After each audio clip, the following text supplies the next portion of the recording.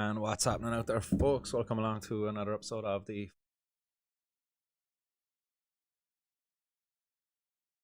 so welcome, guys. Is the sound coming through loud and clear? I hope it is. Looks like it is anyway. I might pump up that mic just a little bit more. Boom, that looks better. So what's happening out there, guys? Keep those comments coming in anyway as we quickly look through what's been said out there in the hot box. Hopefully everybody's doing good anyway. It is Thursday, guys. Almost Friday. One more day. For those of you out there who always look forward to Friday, to me it's just another day of the week. But 1 second now, and I'm just going to pull up the hot box good and proper here now.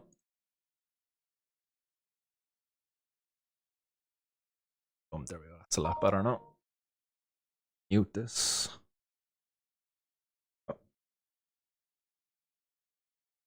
There we go, guys. So my apologies for not getting this scheduled. So for anybody who's watching this back later on and you've missed it, my apologies. I meant to schedule this stream earlier on today, but unfortunately I just didn't get around to it. Actually got back there and managed to flick on the computer just in time to get it up and running for 4:20. So unless here we are. Let's pack a ball up, guys. Who out there is engaging in civil disobedience today, huh? I know I am. Just cleaning out a bowl. Lovely, lovely.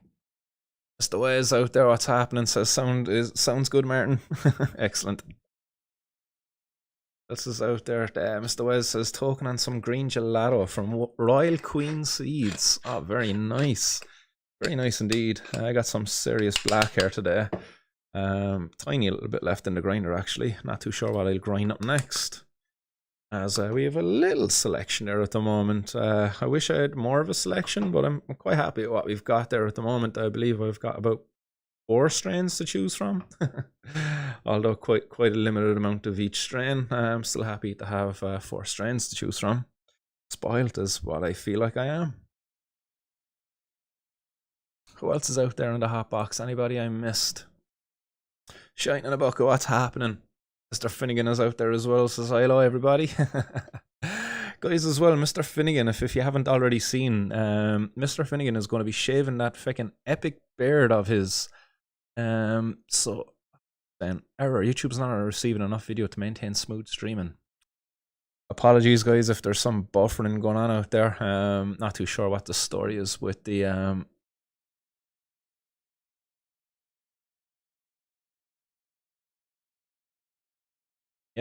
Anyway, not too sure why the stream status is poor, but let me know if I'm coming through glitchy or what. I'm going to blaze up this little bowl here anyway of Serious Black, engaging in little civil disobedience, and I'll get back to you with more updates there and whatnot.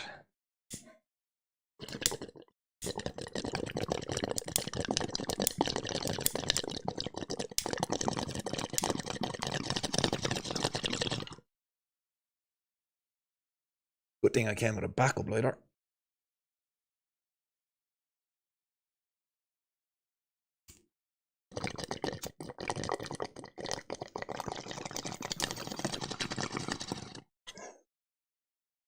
Oh, lovely.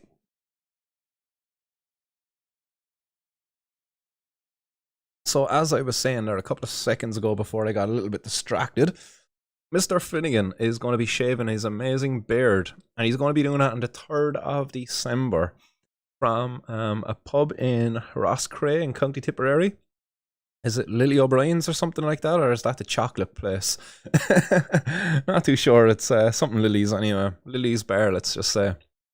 So on the evening, guys, John's going to be shaving his beard, and I hope I can stream that, and I hope I can help rack up some extra donations there from as well on the evening. A number of us from the Cannabis Activist Alliance and other members who campaign for cannabis legalisation around Ireland will be there on the evening, and we're going to get a little Airbnb out for ourselves for the evening as well, just so that we can have make a night of it, you know. And all of the funds that are going to be raised, guys, are going to be going to help our very own Amy Brown. So Amy Brown, who's been a guest on the podcast before, an absolute amazing warrior for both the cannabis community and the endometriosis community. She's going to be raising funds for heading to Romania to get a second surgery. So she went over there in the past, a couple of years ago, got a surgery which completely turned her life around, but unfortunately she has to go back now for a second surgery as the symptoms have just gotten a bit too much, I believe, for her with her condition that is endometriosis. So all of the money, guys, raised will go to help Amy get over there to Romania to get the surgery done, and for all of the expenses that will go with that over there as well. So if anybody can donate, there's a GoFundMe that's up there already. If you're on the Martin's World Hotbox over on Telegram, we've already shared the link there for everybody there too. And if you can't find it, if you're having difficulty finding it, guys, by all means, email me, martinsworldpodcast@gmail.com. Message me on any of my social medias, and I'll gladly send you the GoFundMe link there as well. So that's for Amy Brown, guys, to help her get to Romania in order to get a second surgery to help with the symptoms of her endometriosis. So well done, John Finnegan, you absolute fucking hero. I was tempted about doing maybe a chest waxing in the evening, but I don't know. I think John Finnegan's beard is enough, huh? Spare me chest. There's quite a hairy one, to be fair. But yeah, John, you're an absolute legend anyway, man. Good stuff. DB Woodcraft is out in the audience. Nam Aragon, what's happening? Out there as well in the audience. Chilbert UK, Temple Grower, what's happening, TG? Who else is out there? Amy Riley says, hi everyone, hope you're all good, Martin, and all. Fair play, John Finnegan, you're one amazing dude. That he is, isn't he? He's an amazing dude. Who else is out there? Are we missing anybody? Jacob B, what's happening? Bob and Carlo. There's 3 different varieties here in Carlo. Nice, nice. What's the 3 varieties you got down there in Carlo? Be curious. I've got Slurricane, I've got Sirius Black, I've got Super Silver Haze, and actually I got 3 different varieties there from Hunter. Hunter gifted me a couple of grams of 3 different outdoor strains that he'd grown here in Ireland as well. So I've actually got 3 extra strains there too. I believe there's a strawberry cheesecake, and I can't remember what the other 2 strains were at all. But yeah, I got actually the extra 3 strains there, so I've actually got 7 strains altogether. Sirius Black, Slurricane, the Strawberry Cheesecake, 2 I can't think of, the Silver Haze, and there was a Slurricane grown by somebody else. That was the other strain that was there. 2 Slurricane strains from 2 different growers. Happy days. When it rains, it pours, huh? It's either a feast or a famine, and I do believe there's probably a famine coming after this. Fingers crossed it doesn't last too long. Mr. Finnegan says, yeah, that's it, Martin. So it's Lily O'Brien's pub above in Rosscraig, guys, December 3rd. There's a link up online for Amy Brown on GoFundMe. So that's the one John Finnegan is sharing around as well. So guys, if you want to make a donation now, I believe if you put in GoFundMe, Amy Brown, endometriosis into Google, most likely you'll get a search result back that'll find it. Somebody might bang it into the hotbox there over in YouTube and Facebook as well while we're chatting here. Maybe. Hey, Saoirse. Saoirse's out in the hotbox there as well. Says, afternoon, kiddo. What's happening, Saoirse? Boom. TG's got some snowboard wax. Oh, you hitting the extracts? Is that what it is when you say wax? Like you hitting those extracts? Or are you waxing your snowboard? Bob and Carlo's got Bruce Banner. He's got the cheesecake as well. Oh, nice. That seems to be a popular one. So, and some Amnesia. Nice. That's it. Oh, so that's what I have. I have Silver Haze and Amnesia Haze, I believe. I do believe. Canaman, if you're out there, it was you who gifted them to me. Jog OG says, how's it going, Martin? Anyone ever tried the gummies? Thinking of getting some? Depends on what gummies you're talking about. I've tried gummies in the past that have been quite excellent, and I've tried some that have been atrocious. So you need to be more specific. My recommendation with gummies is just be careful because you don't know if you're getting synthetics. It's probably best to try to learn to make your own, and making a brownie is probably a lot easier than making gummies. I've tried to make gummies in the past and seem to have a bit of a problem with the separation of the oil and the water layer. Apparently I needed more soy lectin in order to kind of get that emulsion going between the oil and the water layer, but look, that's probably above everybody's pay grade out there. A bit too technical. But yeah, brownies are a lot easier to be making edibles with. But if you're buying them, again, just be cautious as a buyer. It's very hard to know, like, if the gummies you're buying actually have cannabis in them or if they've got synthetic cannabinoids in them. Like, there's nothing you could do really outside of testing it to protect yourself. But to test it, you have to buy it and have it in your possession. And at that point, and it's probably too late, you know. But I suppose, yeah, too late to save your money. But I suppose save yourself having a bad time taking some synthetics might be worth the test. Again, you know, to each their own. I would definitely be saying DIY is the way to go anyway when it comes to edibles and all of that kind of stuff. TG says, look, actual snowboard wax. And I have a load of wax too. Yeah, it works great for my board. Dirty hippie flavor. Excellent. Love it. So right, guys, is that everything I have to cover? No, actually, I suppose one more thing I have to cover before I get into some of the news that I have for you today. I suppose it is news.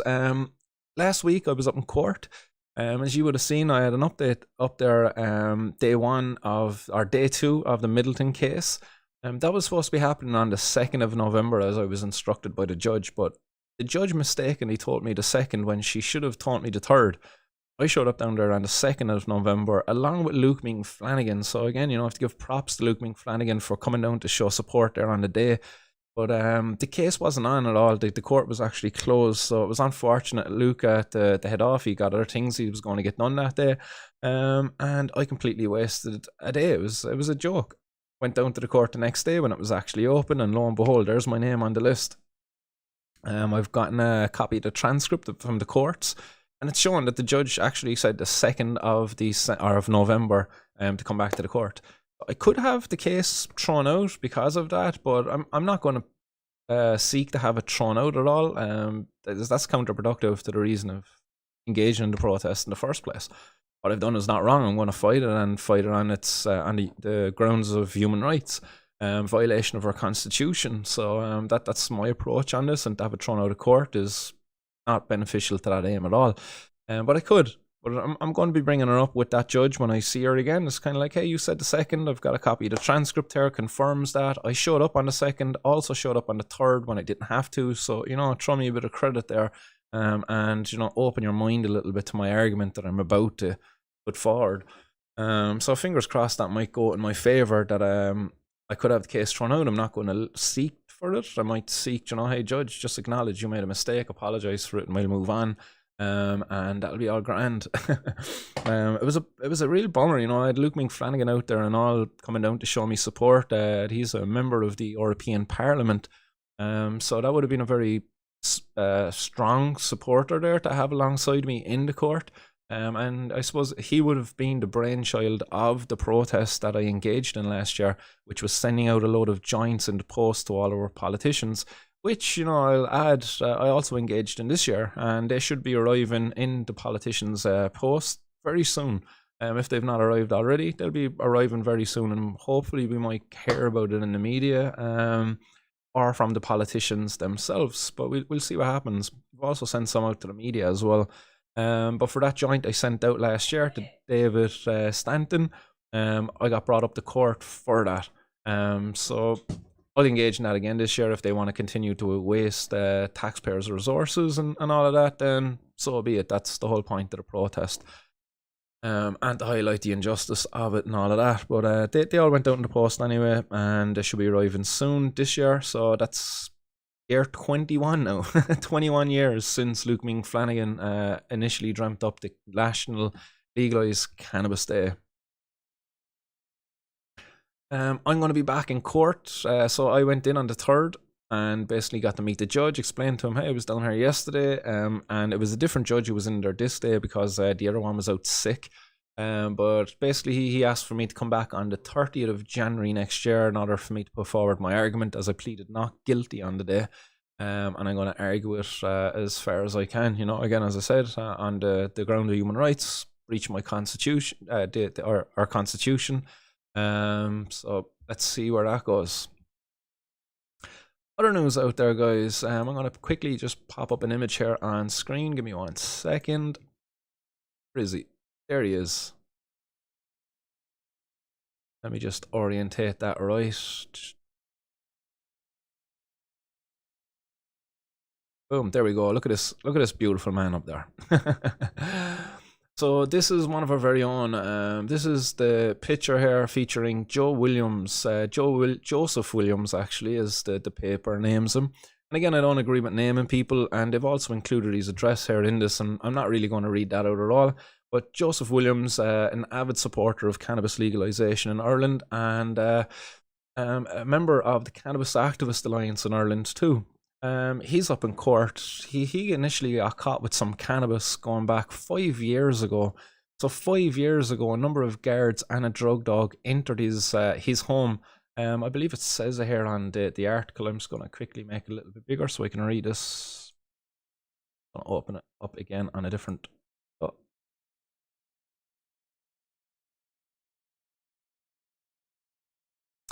So it was on.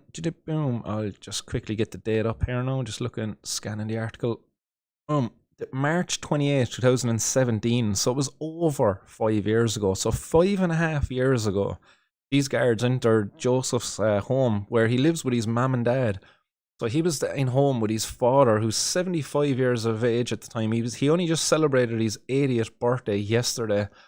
So happy birthday there to Mr. Williams, and I hope you had a great evening, Joe. And I hope today went well for you as well. If you're watching this out there, hopefully you were. I know Joe was messaging me earlier, and I'm just going to quickly see if I have an update there as to how this went. I don't see anything there actually at the moment, no updates. So I don't know how it's gone. At last I heard from Joe, he was waiting on a verdict back from the jury. As the headline here reads, accused defending himself in drugs case, Killarney man the first lay litigant at jury trial in 20 years. So in over 20 years, there's been nobody else defended themselves in front of a jury like Joe has. Everybody else who's gone up in front of a jury has brought with them a barrister and a solicitor. But for Joseph Williams, over the last number of days, he's been in the court representing himself, playing the role of the defendant, the barrister, and the solicitor. So fair play to him. And from talking to Joe over the last couple of days, it sounds like he put forward very good arguments for himself, and he done very well. But again, the odds are ever stacked against him, unfortunately. The valuation given on the cannabis that he was caught with is in excess of €14,000, made up of cannabis herb and cannabis resin. Joe's arguing in the court that there needs to be more extensive testing done on these, that simply testing positive for cannabis is not enough, that there needs to be more of a distinction there in terms of the different cannabinoid levels, and there needs to be an upper and a lower limit as well for these cannabinoids. So he put forward some pretty good arguments in fairness, and he even got an admission there from the state's forensic scientist, whose name here is Wesley Farrell. He got him to admit, that he doesn't actually know much about cannabis. This guy is the state's forensics expert, and he doesn't really know a whole lot about cannabis. He's able to test it and say whether it's positive or not. But when Joe questioned him, he wasn't able to answer Joe's questions, and he admitted himself that he doesn't even know much about cannabis. So I really do hope that that sways the jury in Joe's favor. And I'd really hope that the case is either thrown out or dismissed or whatever the case may be, because it's over 5 years ago, 5.5 years ago. The man lives at home with his mum and dad. He does an awful lot to look after his dad.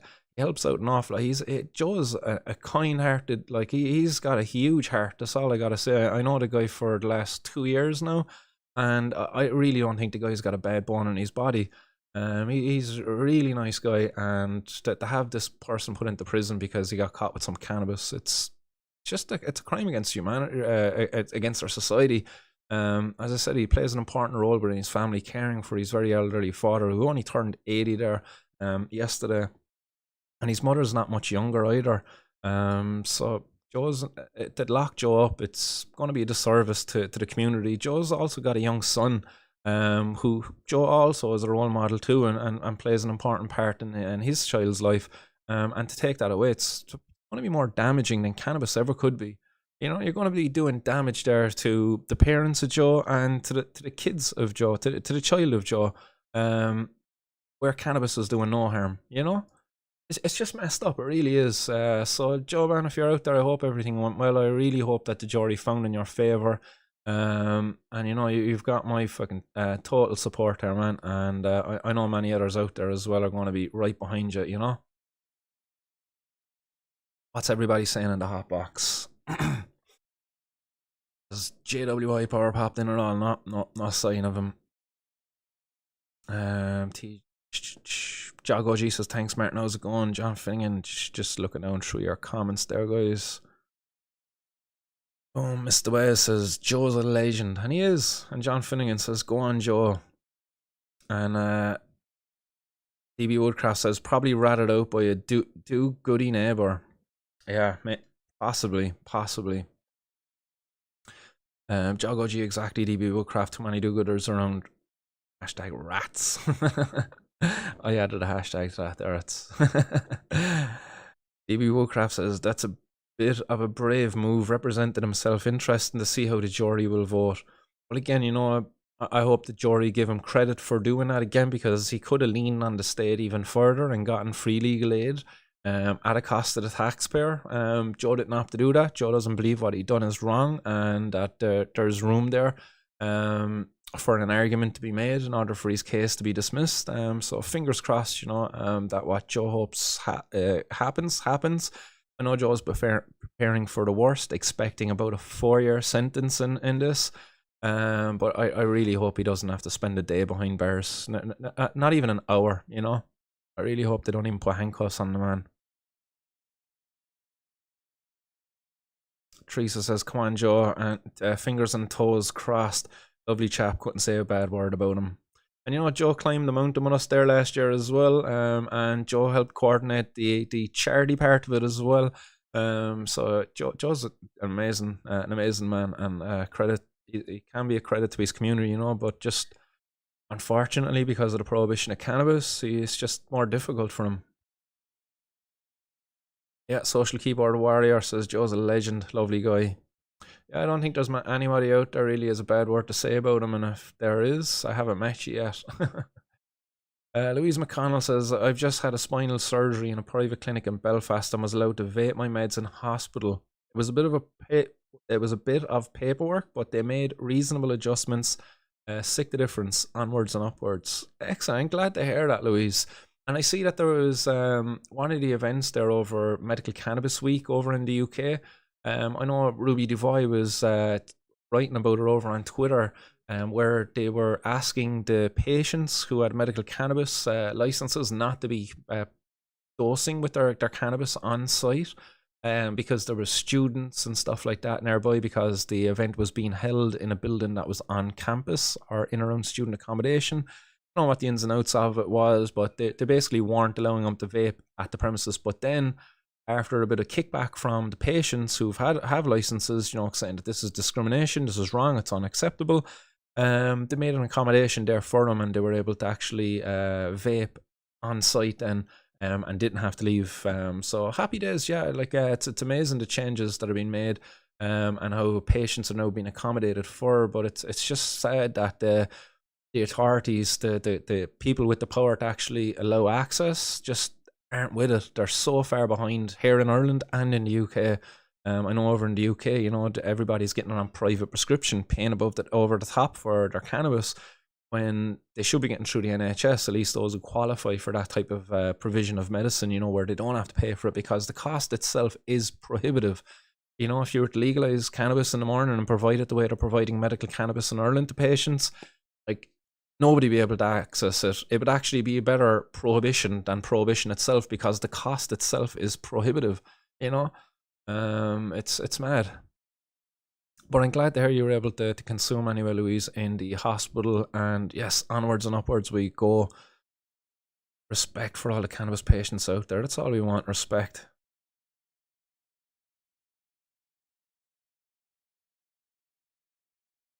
Costs me money out of my benefits I can't really afford. There you go, Louise. That's it, you know. Some patients out there having to choose between, you know, whether they want to have some, you know, a decent meals during the week, maybe if they want to go to see a movie or something, you know, maybe even, geez, God forbid, they might want to eat out, and they can't do it now because actually I have to pay for my medical cannabis prescription, you know. But meanwhile, I get all the rest of my pain meds and the rest of my medication provided by the NHS under prescription, under the whatever it is that you have over there. Here in Ireland, it's the medical card. That pays for a person's medicine who is seen, below that barrier where they can't really afford it themselves. But yeah. There's another story I want to pop up there, actually. I'm just going to quickly open her up here and it's over on Facebook. Or not Facebook, Twitter.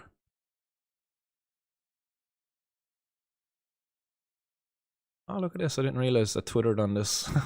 When I go live over here on Streamlabs, my Twitter automatically adjusts just to let everybody know that, hey, Martin, world is live.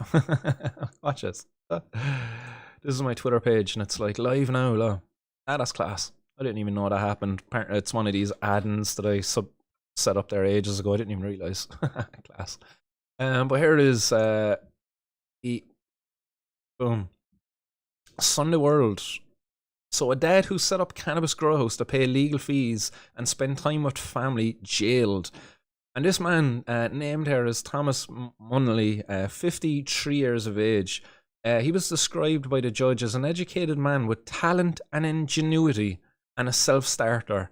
And guess what the judge done, for him using his talent and his ingenuity and his ability to be a self-starter, what did the judge do? The judge locked the guy up for 3.5 years. A father taken away from a family over some cannabis plants. Again, cannabis plants that will never really kill a person, that could never really take a person away from their family, No, cannabis plants, they don't really do that. It's prohibition that does that. Prohibition destroys family. And here we see, yet again, a prime example of that. Now, this guy got caught with, 100 plants or something like that, I think it says in it. And we'll go through it, but you see the picture here. Zoom in a little bit more. It's actually a fucking lovely garden, in fairness to your man. Like, he's talented, all right. The judge is definitely accurate with that description. Talented. Lovely plants. But anyway, we'll read on. It says, this is a sophisticated cannabis grow house operation set up by a middle-aged dad who went rogue to help pay fees in the legal case and have more time for his family. So I believe what's after happening here in this, and the legal fees he's referring to, is his relationship with his partner broke down, and I believe there was a separation going on. Maybe there was some argument there for maybe house property, some valuables. I'm not too sure, but there was legal fees. And the guy was living with his father, I believe, at the time. And he's described here as becoming the Walter White of his village after starting his own drugs operation in order to raise money. And the guy never had been on the radar of the Gardaí either previously to this. It says he did everything from setting up the grow house and cultivating the cannabis to selling it to his customers in the Mead and Louth area for more than 2 years without detection. Again, like, if cannabis wasn't illegal, this guy would be an entrepreneur. He'd be a small little business owner within the Mead Louth area, providing a much needed service for many happy people out there who'll be very happy to receive this service from this individual. But because of cannabis prohibition, this guy's been described like fucking Walter White out of Breaking Bad, who made a fucking meth. Like, he's not. It's a much more accurate description. He's like Nancy Botwin out of the TV series Weeds, who after the passing of her husband went and started selling cannabis, to the local moms at the soccer games. Spoiler alert if you haven't seen the TV show, but that's how it starts. Starts just selling bags of weed to the local moms at the soccer games, and before you know it, she just starts growing her own, and she has a fucking cannabis empire and everything by the end of the thing. It's a really good TV show if you haven't seen it, but I think that's a much more apt description of him, not Walter White, who made fucking meth, because this guy is not making meth. It says, however, he was rumbled when Gardaí received information which led to them raiding the father's home in County Meath on October 23rd, 2020.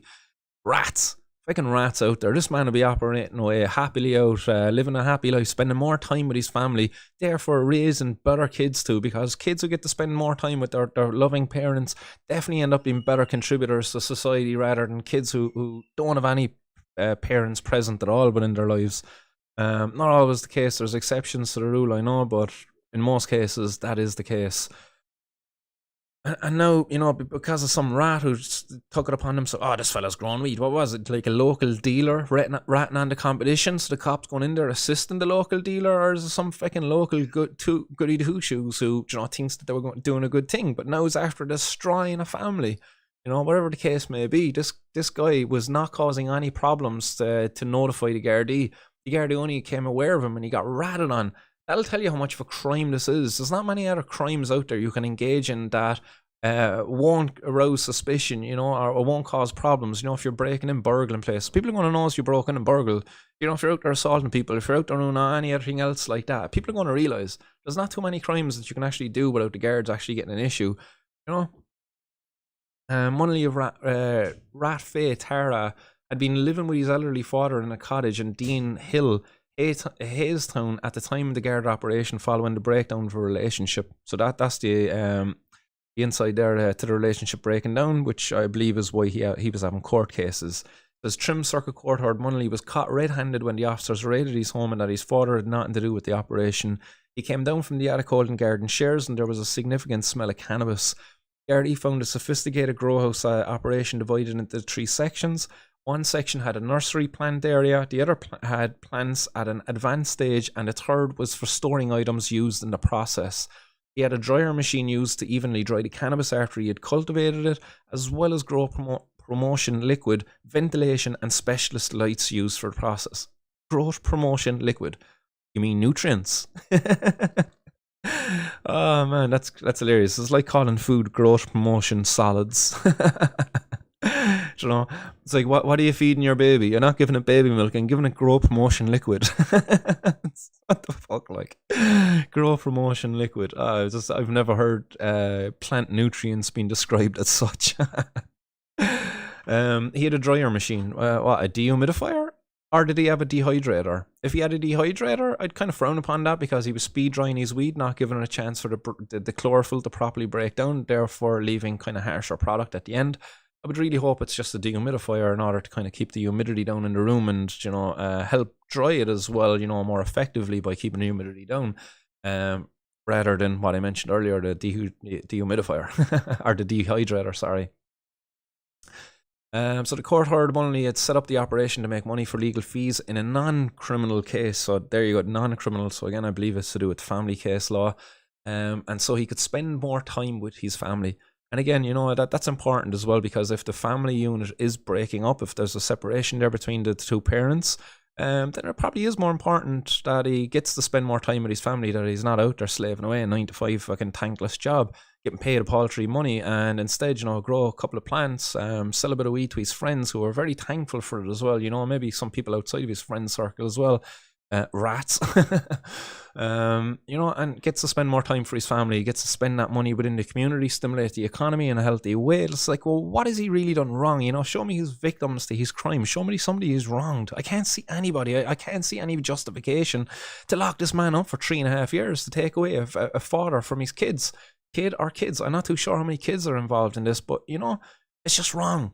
It's just wrong. It really pisses me off. It really fucking does. And, the article ends there, but I messaged the journalist earlier because I actually know this journalist, Alan Sherry, who covered the infamous article now, I suppose, of the cannabis market above there in Dublin, and he informed me that this man actually got 3.5 years for this crime.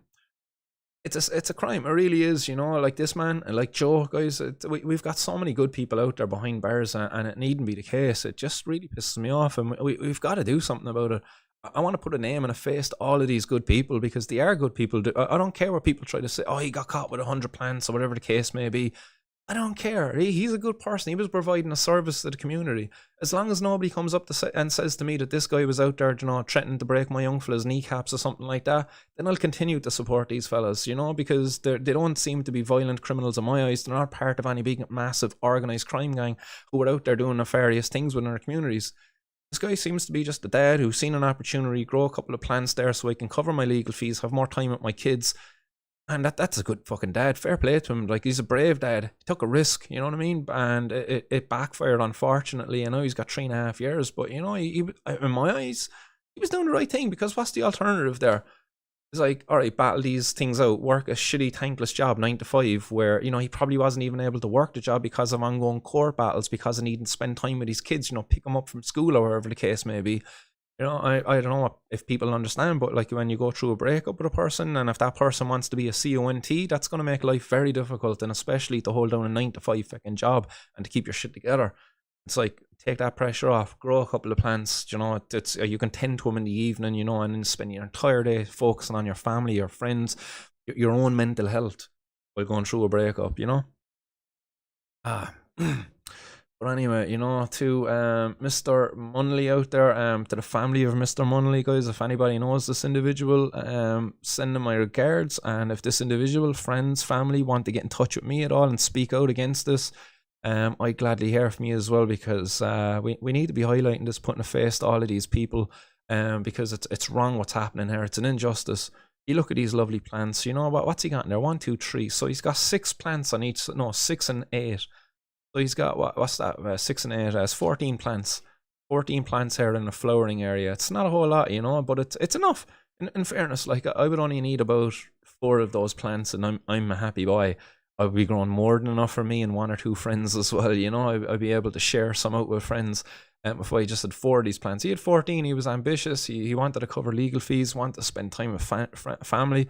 Maybe wanted to fucking, you know, get a home outside of his family home for his family as well, you know, because it's probably embarrassing being 53 and having to live at home with your family while you got kids and stuff as well. I don't know what the case may be, but all I say is that this guy is wasted away in prison when he's clearly got some decent skills here anyway, you know. He's got a nice little green finger. And are those micro arrays as well I see inside of there? They look like micros.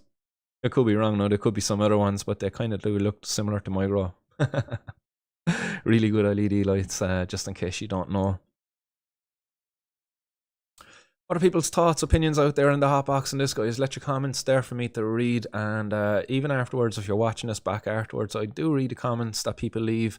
And I do reply as well, guys. So if you're watching back afterwards, don't be shy, guys. Say hi. Green Bear Grow says, he's all good. Johnny was a complete success. He's back in our own vets. Now 6 weeks. Convalescing. Glad to hear the dog was home. Greenbeard's dog there, guys, had badly damaged his hock, his back leg, because it's just such a big dog, and he was playing with his brother, and unfortunately got hurt. Glad to hear he's home. GB. Just looking through the hot box there now again, guys. 100% Johnny and cost less than expected, so fucking win. Happy days. Ibu Woodgraph says, I knew a guy who died by suicide due to ongoing pressure from a bad breakup. She was see you next Thursday. Yes, I love it. Try to keep this PG, you know. I'm always minding my P's and Q's, as I tended to work around kids there as well for a while, you know, teaching the football and down as well with the Thai boxing and stuff like that. So I was always just being a bit mindful of my P's and Q's and my own kids as well, you know. Seamus Hopkins says, keep up the good work. Not a bother at all, Seamus. Let's keep the comments coming in there and have a quick look through what's happening out there then.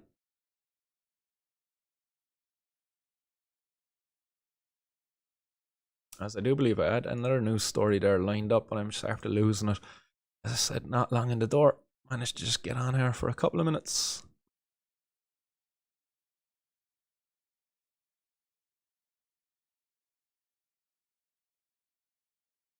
Ah, yes, I knew there was something else I wanted to cover with you. This fella. Ray Wally. I'm going to quickly pop up Ray Wally's page. So Ray Wally, I'm just going to pop him up here. And Ray Wally the other day shared an article. Where is he gone? And Ray Wally, guys, if you don't know, he's a member of the Cannabis Risk Alliance here in Ireland. So he's a very prominent figure within the prohibitionist side of things. This guy loves prohibition. He wants to keep it illegal because he thinks it's great. He thinks keeping it illegal is helping people, but it's not. It couldn't be any further from the fucking truth. I'm going to go over to my profile, as I did retweet it. Boom. Oh, you know what? Ah, here it is. I thought for a second there that he might have deleted it, but he didn't. There it is. Ray Wally shared an article with a headline that cannabis is as bad for the heart as cigarettes. New research reveals. But like, again, you know, before we even went to the research and all of that, like, let's just keep in mind, right? This guy is an avid supporter of prohibition, okay?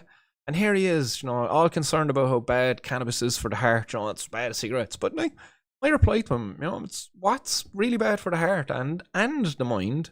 is the stress and pressure a person is put under when being dragged through the courts or locked up in prison over having some cannabis. I speak from experience.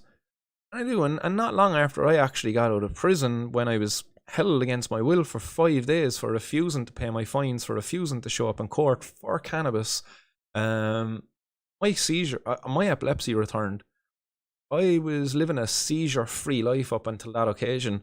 I was out of prison, I believe, less than 2 weeks when I got my first seizure in, it would have been 25 years. You know, I would have been about 25, 26 years of age at the time.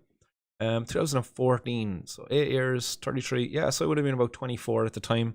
And my seizures came back after I got out of prison. Coincidence? You can argue that it might be a coincidence. I would argue that it wasn't. I would argue that I was under an immense amount of stress and pressure.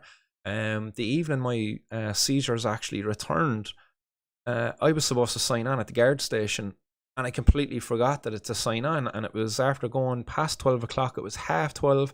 I was up lying in bed asleep, like just about to go to sleep. I was like, oh fuck, I forgot to go to the guard station today and sign on. I was supposed to sign on every single day while I was on temporary release from prison. Completely forgot to sign on that day. And jumped up out of bed, stress, freaked, rang the guard station straight away, explained to the woman on the phone, the Bangor, that, hey, I meant to be up there to sign on today. I completely forgot. Is it okay if I come up there now and sign on? And she was like, yeah, no problem. So, a few happy days, she was very understanding. But for me, I was like, shit, they're going to be looking for me. I was waiting for them to come and kick the door in and all, lock me up and put me back into prison or something. I was expecting the worst. Went up, signed a piece of paper, signed a book, signed on that day, and went home, went into bed. And about half an hour, 45 minutes later, my partner wakes me up and was like, well, I thought she was waking me up, but I was coming out of a seizure. She's like, man, are you all right? Well, what's going on there? She was like, I thought you were just trying to strangle me. I was lying in the bed, and my hands outstretched like this, kind of that way, and I went across her chest and almost up to her throat, and I was stiff, so I was putting a bit of pressure down on her. And she thought I was fucking trying to strangle her or something. She didn't know what was going on, because I obviously wasn't after having a seizure before this. And it wasn't until November of last year that I actually got my diagnosis of epilepsy. So all along they were putting it down to blood pressure, to a lack of sleep, to stress and to stuff like that. But it was my epilepsy that returned. And I think it was returned, over that's incredibly traumatic experience I had when I was held in a prison cell for 5 days against my will over a fucking cannabis plant. Over, cannabis plant? That benign stuff that helps so many fucking people? This stuff here? I was held against my will over this. This is what justifies locking a person up? We live a limited amount of time on this fucking planet, and to take away any amount of that time from an individual for this that makes people's quality of life better. That limited amount of time we have, that it improves it for some people. Shout out to Alicia Maher out there. Shout out to fucking Ava Barry. Shout out to the thousands of patients across Ireland, and the hundreds of the millions of patients across the bloody planet who medicate with cannabis every day and benefit from it. To lock somebody up for that, shame in our society. Really shame in our society. But of course, this article is by the Daily Mail, and they have no problem sharing fucking hit pieces like this, because that's all it is. It's a hit piece in cannabis. It's a piece put out there by the Prohibitionists who got ties with the media in order to kind of continue this fucking narrative that, hey, cannabis is bad for you. But in reality, when you actually read into the study, it's a terrible study. The quality is terrible. They don't have proper controls within it. They don't really control for people who mix with tobacco. So they say cannabis is bad for the heart of cigarettes. Well, that actually includes people who are mixing tobacco with their cannabis. It's hang on a second. These guys are taking tobacco out of cigarettes that have filters on them, and they're putting them into joint with no filters. Of course that's going to be worse for your heart because it's tobacco in there. But actually, if you were to put a control in there for people who only smoked pure cannabis, I'd imagine you'd have a very different outcome. I would imagine. And until that study is done, my hypothesis is going to hold water, because it's not being disproven. And that's my hypothesis. That's my theory. That if we were to have a proper control group in there that controlled for people who consumed cannabis on its own without tobacco, I think we would see much different results there. much different results. But Ray Wally will never engage in that conversation around the quality of the studies. It's just, no, this is good for my argument that prohibition is good and we need to keep cannabis illegal because it's worse for the heart than cigarettes.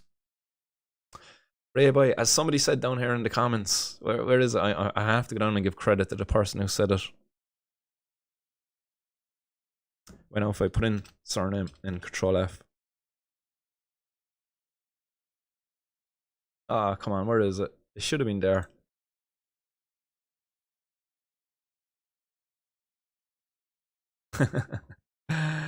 Anyways, I don't know who said it, but he goes, you're certainly got a proper...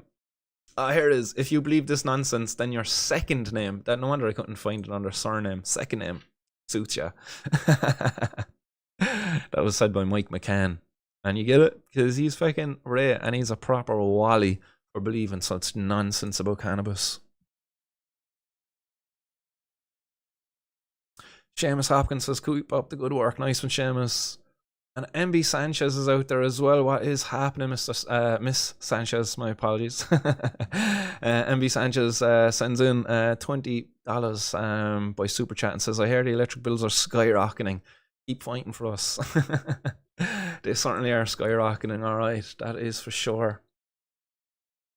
Wouldn't be great if we had a decent biofuel, you know, one from a plant that was it was very good at growing, you know, that was such a good grower that it was referred to as a weed. You know, imagine if you had a plant like that needed very little pesticides and herbicides to grow and had an abundance of uses, including a biofuel. Imagine if we had a plant like that out there. I'd imagine if there was such a plant out there, they'd probably want to prohibit it because it would be, you know, it'd be just more valuable to keep it illegal.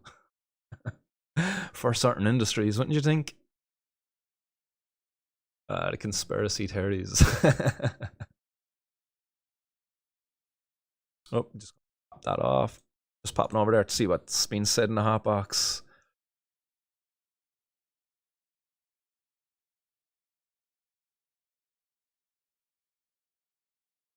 Pinch the screen to zoom in. Boom. Sorry guys, did you want me to zoom in on something? Apologies if I'd missed that.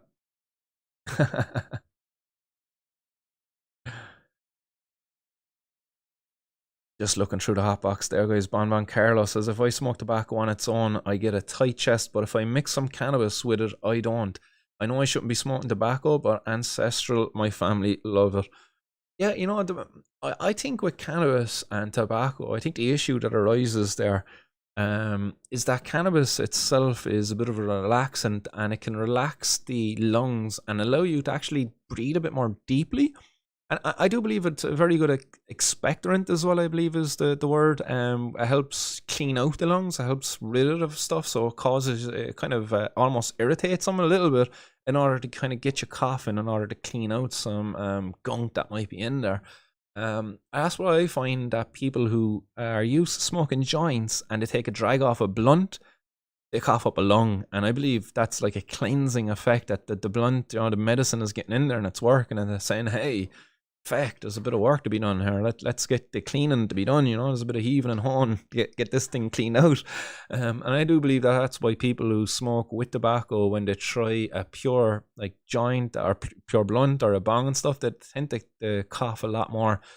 I know as well, you know, with that being said, that when you mix cannabis and tobacco together, that when cannabis is having that effect, that it's relaxing the lungs and allowing the alveoli to open up that little bit more. But that's also allowing to happen is for that tobacco to penetrate in a little bit deeper, if you get me. So I think that while it could have a beneficial effect when it's mixed with tobacco, I think it's kind of having that beneficial actually just increases the negative, if you get me. And add on top of it, you're not filtering your tobacco then as well with that. And I do believe there's a bit of a misnotion as well, guys, out there, that if you put a filter in with your joint, that you're reducing the potency of it. And I don't believe that to be the case. You know, I think if you put a filter on your blunt, that all you're basically doing is filtering out any of that tar stuff that's going to be going down into your lungs. I don't believe that filter actually filters out very much, if any, THC at all. As you know, the cannabinoids, they're like fat soluble, Are they getting stuck inside in the tar? Some people might argue there is, but to those people, I wouldn't be going chasing that tar afterwards. Those people, smoking bong tar and pipe tar. But I definitely don't think that it should be frowned upon to be sticking a filter really into your joints or your blunt either, to be fair. I don't know. What do people think about that out there? Do you think I might just throw a poll up on the YouTube just for the crack? Let's just start a quick poll. Do you filter juices cannabis potency by, say, more than 1%? Yes or no? So, like, if your cannabis joint had, say, 500 milligrams of THC inside in there, and if you were to smoke that whole joint with a filter on there, do you think that there would be more than 5 milligrams of THC captured by that filter? That would be more than 1% of 500 milligrams. So that's the question I'm asking. So do people think that using a filter reduces the potency of your blunt? I don't think it does, but I'll let you make up your own. I'm interested in what people think out there. I was having this conversation with somebody else as well the other night. I'd be curious to see what people say.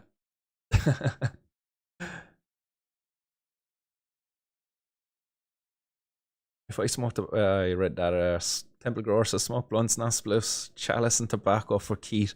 Chalice and tobacco together in make you cough. And when I hear chalice like that reminds me of the old day of the soap bar. Can anybody know what I'm on about? You have you're down to the last nodge, your last little nodge, enough for a joint, maybe two, and you decide, fuck it, let's make a 5 skinner, and we chalice the nodge, and you get the inside of your fag box, and you make it into a little bowl, and you put your nodge into it, and you twist it up, and you heat up the little paper. It's a kind of like a foil.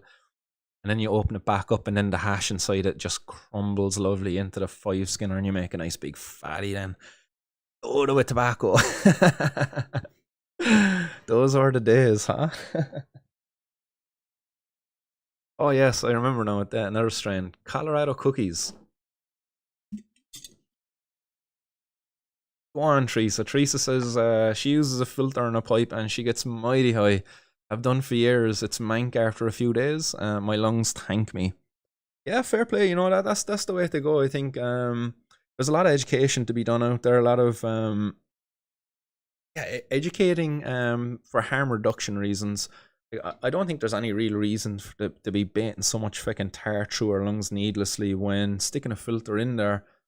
It doesn't limit potency and it does reduce tar actually going into your lungs, which will help you be healthier. So I do think there's a little bit of education to be done, but you can't really do that when the mainstream education is saying no to cannabis. John.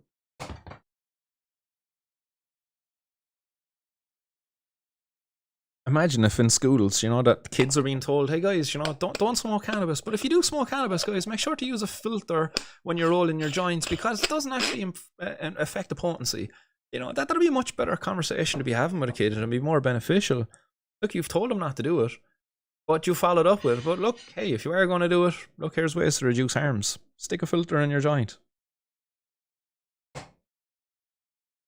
And like Teresa says, her lungs thank her for it, and I think future generations would thank us for that too if we were to do that. Grind, grind, grind. Roy Duggan says, you see the resin collect on the filter. Yeah, you see it's not resin, that's tar. I think there's a misnotion there, like, look at all that resin, and it's like, no, that's tar. It's like a byproduct of combustion,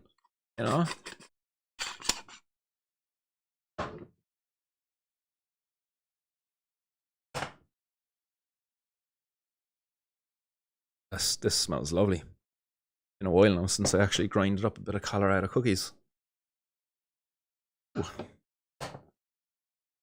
Shout out to Hunter, absolute legend for hooking us up with those seeds.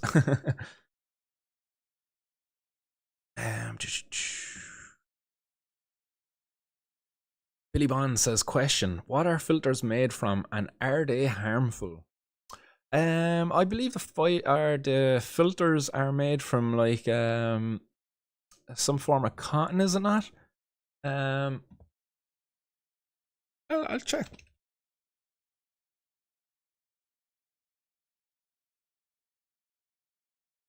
What is the filters made of?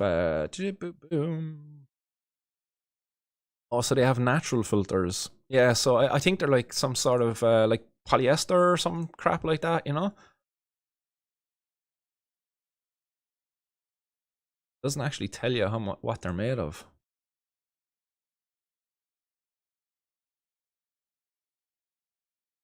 Oh, it doesn't actually tell you what it's made of. But I do believe it's like some sort of cotton or something like that. And is it bad for you? Like, I'd imagine if you edit, it probably would be. If that's what you were thinking of doing. So, yes, don't eat your filters, guys. Is that the game when we're chewed roach? Yuck. Bonbon Carlos says, I've never seen this show, Martin. Keep up the good work. Is there anything I can do to help the cause, mate? Share the show around. Tell a friend. You know, if you've got some friends out there who haven't seen or heard of this either, tell them about it. Other ways you can help the cause. You know, just keep talking about cannabis, I suppose, to people. You know, but don't become like an evangelist about it. Don't become that annoying guy who just keeps on talking about cannabis every time you do. But you know, if you see an opportunity for it to come up, just gently get it in there. But just to help the show, yeah, definitely like, share the stream, keep the comments coming, keep checking back as well. I hope to schedule streams a bit more often now and be on here a bit more regularly. Going back a couple of months ago, I was very much more consistent with the outgoing of my streams. So I was streaming up to 3 days a week, Monday, Wednesday, Friday at 4:20. But just because of family commitments and all of that stuff, I've had to take a bit of a step back to reduce the workload a little bit, just to focus on other things. But I do hope I can put a bit more time into this now over the next couple of weeks and the run up to Christmas anyway as well, certainly.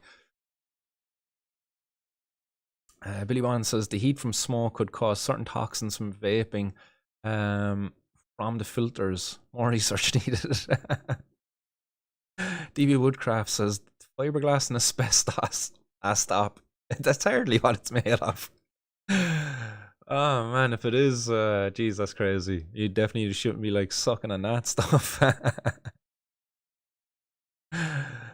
Temple Grower says I like pure print insulation myself. Lads, pink kush. Yeah, that's it. Like, and then you'd be coughing, like proper coughing up a lung, like, cause it'd be shredded afterwards. All of that glass going back your throat. Right, some Colorado's cookies, guys. We're an hour in, and it's 4:20 somewhere. It's just gone 4:20 actually. It's now 4:21. So let's blaze one up for 4:20 elsewhere in the world.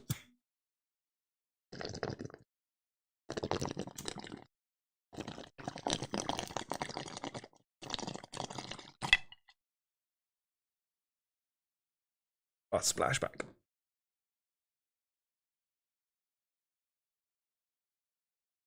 Splash of bong water there.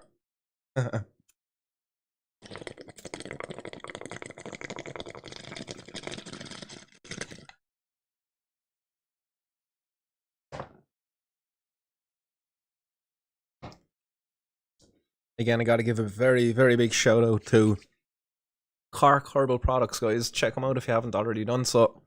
Cork Herbal Products kindly sent us this bong, which is absolutely amazing, and it's been serving me very well. Really happy, but check them out.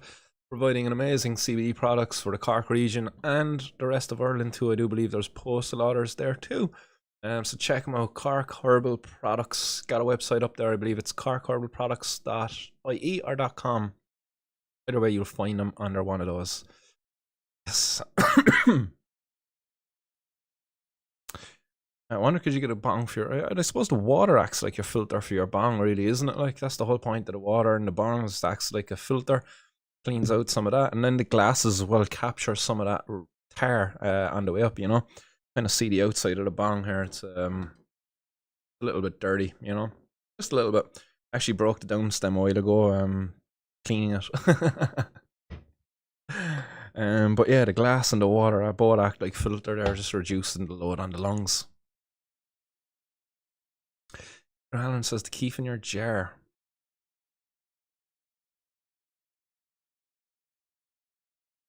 Oh, TG says he's a filter in last. Is this when you roll, is it?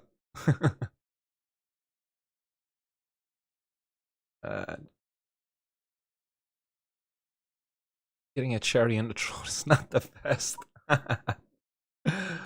Yeah, a filter is good, but I suppose like what we use over here, we call a roach. It's what you use as well. I think you call it the roach.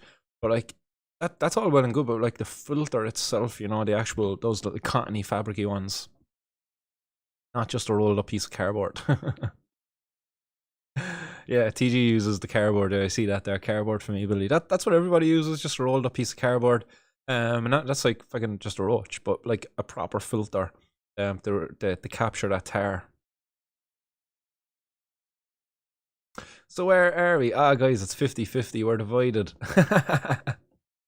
We've had 22 votes. So many people are out there watching. There's 32 people, is it, watching at the moment? How many out there? 32 of you guys. Come on, 10 more of you there to vote. Let's break this tie. We got 50-50. Class.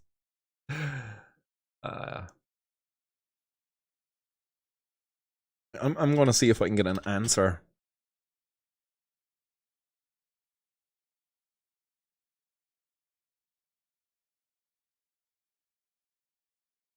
What percentage of the black stuff is THC? I love these, man.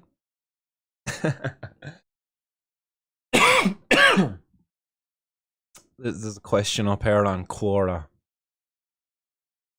What percent of the black stuff is THC or tar that has accumulated in my glass weed pipe? You can guarantee this is somebody who's after running out of weed and he's sitting there looking at his pipe wondering, can I get high off that? Let's ask the internet. Yes. Somebody saying here it's a lot. If you smoke a tar bowl, it's absolutely disgusting, but it gets you absolutely ripped. Ah, yuck, man. Ah, yuck. Oh god, what's the comment? Shit, I have to sign in to read this, do I? No. That's resonant, although it's not good. As weed, you will get high. As far as percentage goes, who knows? It may be collected from several different strands of weed. It's enough to keep you high if you run out of weed. Ah, man. Guys, really, like, how many people out there, if you ran out of weed, would be desperate enough to actually have a hit off of the tar in your bong, your pipe? Blech. I know somebody who did, and I gave him an awful time for it. I never left him let it go. Let's see, is there any answers to this?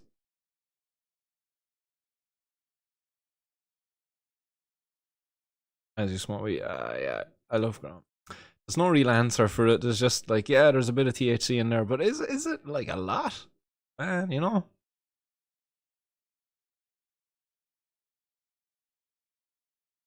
Yeah, it's not really giving you an idea as a percentage. It's probably more than 1%, guys. You could be right. I don't know.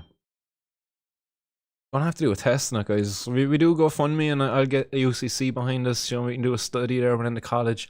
Start capturing roaches. We get people to smoke them. You know, do controls. I volunteer for the study. I'll smoke some joints for science. Anybody else out there want to smoke some joints for science?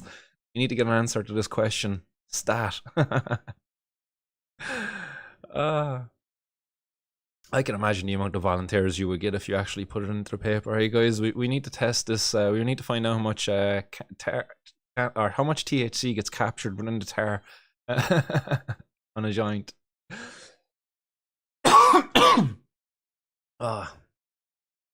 Any volunteers coming in there in the hot box?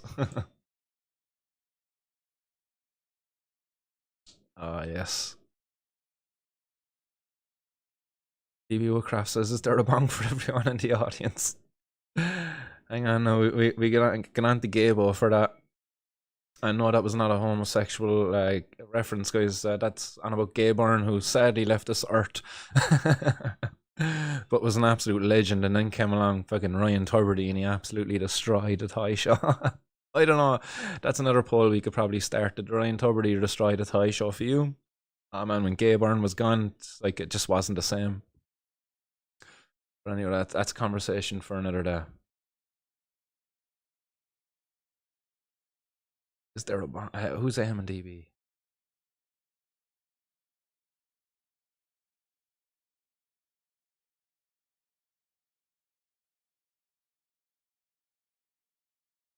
Teresa Connell says, guilty on the tear in the pipe, desperate times and all. It gets you high but nasty and harsh, but never smoke the filter.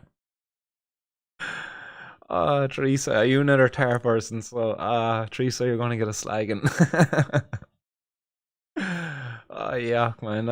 It is nasty. You say it yourself, it's nasty and harsh. Like, like, I'd rather just go with tolerance break.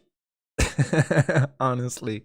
But yeah, desperate times, I suppose. You know what I mean? You like, I don't know what you might have been going through at the time. You know, I've just never been that desperate. My buddy as well from college. I won't say no names, like, but like I don't even think he was all that desperate. He just wanted to go high, and he was just like, "All right, I got some tar there. Let's do it." Yes, Mr. Wales agrees. Gabo was untouchable, absolute gent, and very clever. He was, man, and he was a hell of a host for a show. You know, I don't know. It was just very hard to take the Ryan Tuberty since his absence. Still watch it every year with the kids, but it just, I don't know, it just feels a bit off now these days. Even the last couple of years, you know.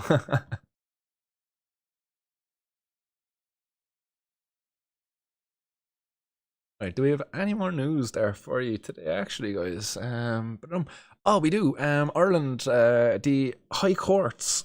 There was some businesses going through the High Courts, and there was a High Court case that was heard there yesterday. And that was a case of Bogagus, or Rogagus. I don't know how it's even pronounced, but basically this was an import distribution company that was buying in cannabis from overseas into Ireland. And they brought a case to the High Court, or their case got brought to the High Court, and yesterday the judge kind of found against them. So basically the judge found that the product is illegal and that it is in the interest of keeping society to maximize protection, I think was the wording used within the article. I might just even pull her up there now. The article was behind the paywall, but thankfully somebody sent me over the article from behind the paywall. So I'll quickly just read it out there to you guys. There was a High Court test case over zero tolerance policy for cannabis-based products, and it was refused. So these business owners in Ireland have claimed there is confusion over the legality of products containing CBD, with some reports reporting that their products are regularly subjected to seizures. A test case challenging Ireland's zero tolerance policy for cannabis-based products with trace levels of psychoactive compounds has been refused. Mr. Justice Alexander Owens said criminalising possession of even the minute qualities of controlled drugs for the purpose of supply was a reasonable legislative approach, which ensured maximum protection to the public from the dangers associated with narcotic drugs. Now, this is speaking about CBD products. This is speaking about cannabis flowers that are high in CBD and low in THC. Like, not enough THC in there to get you high, really. But anyway, John, the judge found it necessary, to keep the prohibition of these products in place in order to maximise the protection of the public from narcotic drugs.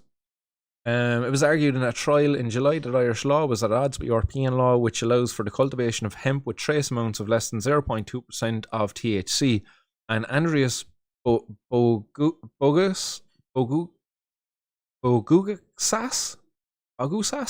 Sorry, I'm butchering that name. I'm just going to have to move on. The businessman who took the judicial review had argued that hemp oil products which had THC within this tolerance may be lawfully permitted. He wanted the vials, which were shipped from Slovenia before being seized by customs, returned to him. Business owners in Ireland have claimed that there is confusion over the legality of products containing CBD, a non-psychoactive compound in cannabis, with consumers reporting that their products are being regularly subjected to seizures. The compound, which is often included in food and beauty products, is not a controlled substance in Ireland. It can be extracted from hemp, which is classified as a type of cannabis sativa plant, and both THC and CBD are cannabinoids found within the plant. Augustas also sought an order from the court compelling the Minister for Health to carry out a risk assessment and to change the law to set a threshold of tolerance for THC and hemp oil in line with that assessment. That's similar to what Joe was kind of arguing earlier in his case, that the state needs to put in place a threshold for THC in order for there to be a limit set for the cannabis flower to be legal. And it says in a judgment delivered last month, Mr. Justice Owen says there was no direct evidence of THC levels in the vials, which within the package seized by customs. He said a HSE evaluation of analysis of the oil demonstrated that it contained an amount of THC which makes it capable of being abused. Users of hemp oil or any other substance as a narcotic are not concerned with the maximum recommended daily dose. He said in a judgment it would be naive to think that potential consumers, including children, would not seek out this product for misuse as a psychotropic drug if it were freely available, he added, noting that it could also be exploited by criminals. In relation to the 0.2% threshold, Mr. Justice Owen said it was based on regulations which control psychoactive agents contained in hemp in the context of support schemes under the Common Agricultural Policy. He said it had no necessary correlation with THC content in preparations derived from processing parts of the plant, which are psychoactive components. This threshold is not a measure of safety or non-medical use of THC, but the judge added, Bugusis was represented by Derek Shorthall and instructed by Niall Breen, solicitors, while the state respondents were represented by Rossa Fanning. There are at least 3 other High Court cases being taken by business owners challenging the legality of Irish drug legislation in relation to CBD products which contain trace amounts of THC. At a cost hearing before Mr. Justice Owen this morning, Shorthall said the findings of the case will be applied to the other applicants who have also brought proceedings. The judge ordered costs of the case against Bugus, but allowed 28 days stay on the costs in order to facilitate the possibility of an appeal. A number of the cases, including the one taken by Bugus, have referred to the November 2020 judgment from the Court of Justice of the European Union, and it held that CBD was not a narcotic and EU member states should not prohibit its sale if the CBD was lawfully produced in another member state and extracted from the whole cannabis plant. The Cannabis case related to the legality of marketing of e-cigarettes containing CBD oil, which were lawfully produced in another member state from hemp-cultivated EU-approved seed varieties. Owen said the judgment did not say that the Minister for Health is precluded from preventing uncontrolled marketing to the public of preparations containing THC. He also said that the Criminal Justice European Courts did not conclude that THC was not a harmful drug, or that a 1971 UN treaty designed to control psychoactive drugs permitted them to be marketed in preparations which contain small quantities. While hemp can be legally grown in Ireland with a license for seed, mature stalk and fibre, there are no tolerance policies for cannabis products which contain THC. Farmers who obtain a hemp license from the Health Products Regulatory Authority are ordered to destroy the leaves, and owners of the plant as these are considered controlled substances. So that's the state of affairs here in Ireland. That was the recent ruling of the court. The courts found against the applicant. The applicant was seeking for a change of the laws here in Ireland in order to accommodate low THC varieties of cannabis, and was very much unsuccessful in doing so. There is a number of other cases that are going to be going before the courts. This ruling is going to be applied to a number of them, but will it be applied to all of them? And therefore their cases don't go ahead as they're going to be dismissed, or do they have an opportunity to take a different angle I do believe they do, as I've got word from one person anyway that the Bugasis was very much underprepared for this case and had very little evidence going in, and that other applicants actually have much more evidence there going in and have much stronger footing on which to argue this from. And they're feeling a bit more optimistic about their cases as well. So this isn't over yet by a long shot. There's still opportunity here for the laws to be changed to accommodate for low THC varieties of cannabis, which would be a big win. But only time will tell, and we'll update you as those cases kind of come up. But for right now, it's not looking good. The judge found against this first test case. So it's just a case of fingers crossed now for the next test case that goes before the judge, which I do believe is going to be later next month, I think in December. So we'll see what happens there.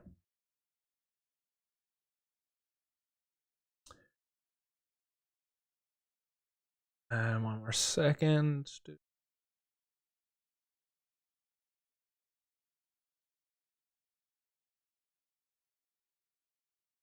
Quickly looking through the... Yes, here's one more. One more. And I will finish on a positive one. And this is from News Talk earlier last week. This was featuring one of the signatories. What is he? He's a youth worker. Eddie Darcy. He's a signatory of the Youth Workers Against Prohibition.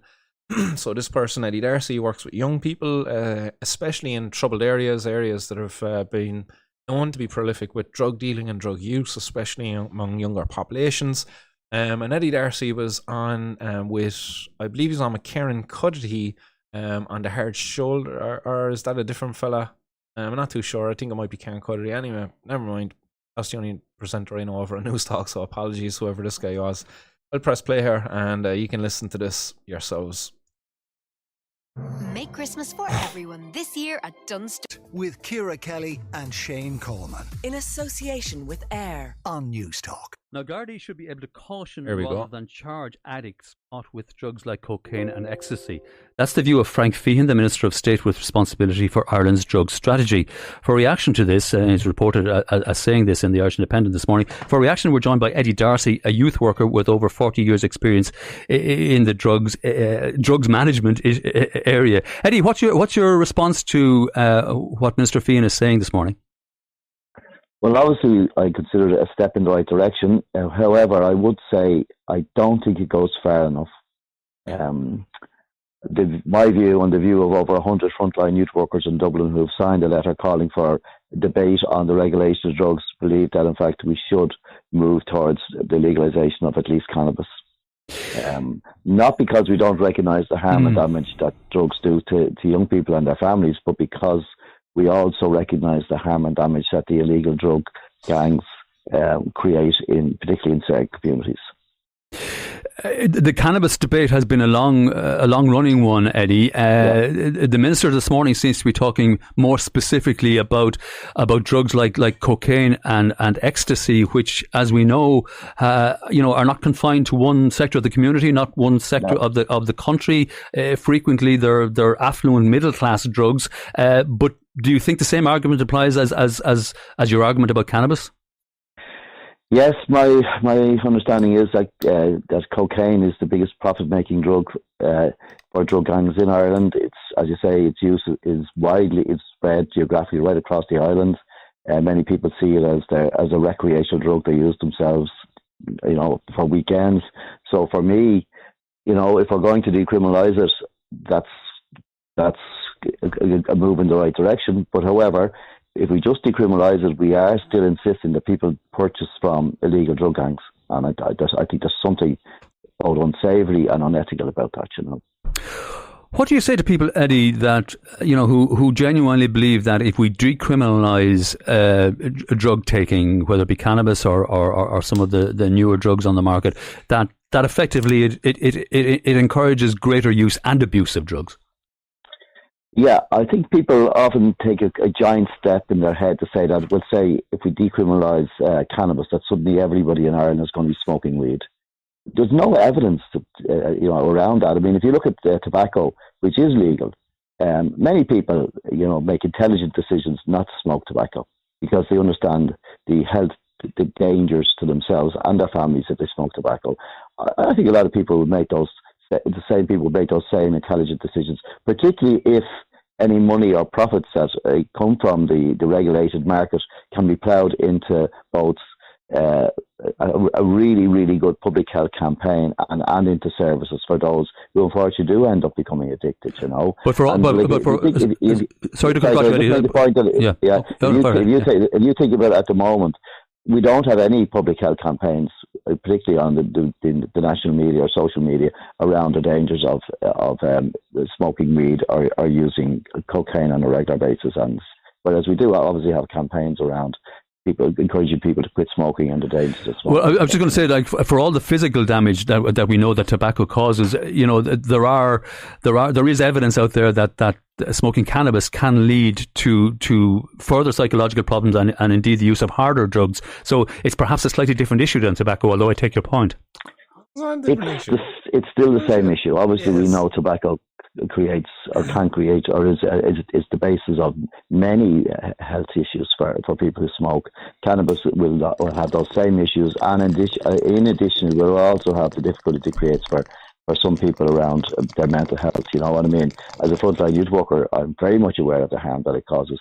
But at the same time, I think a very high percentage of people who want to smoke cannabis in Ireland are probably already smoking it. But I mean, we're actually creating more difficulty because some of them will find it more difficult to seek help because of the fact that what they're using is illegal, but also, their regular use of illegal drugs can bring them into other difficulties around drug debt and intimidation and violence.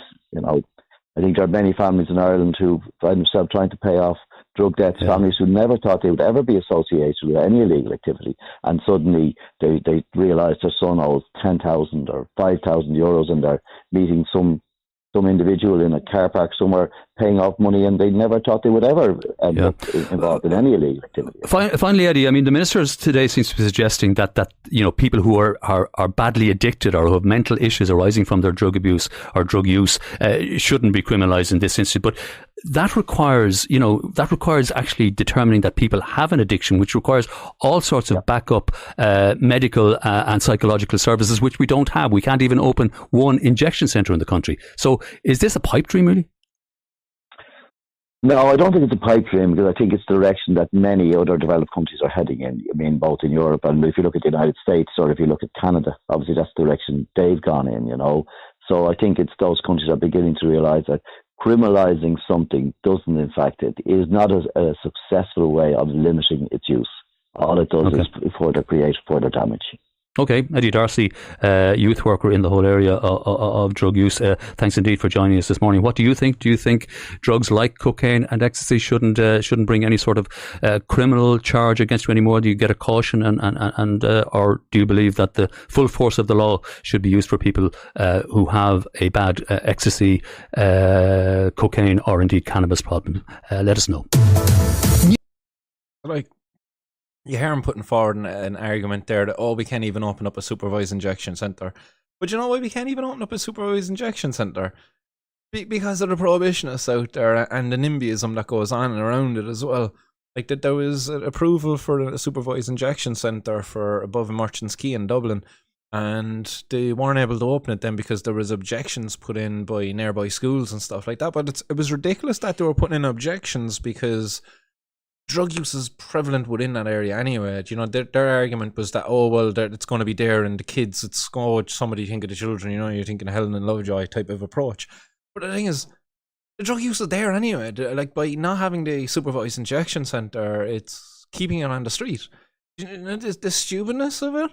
And it's very much like the arguments being put in there by the presenter then as well. It's like, it's already bad enough out there, and look, the cannabis is not like tobacco, and it's different, isn't it? It's not the same argument. It's absolute nonsense. But Eddie Darcy done an amazing job there in that, and talking total sense.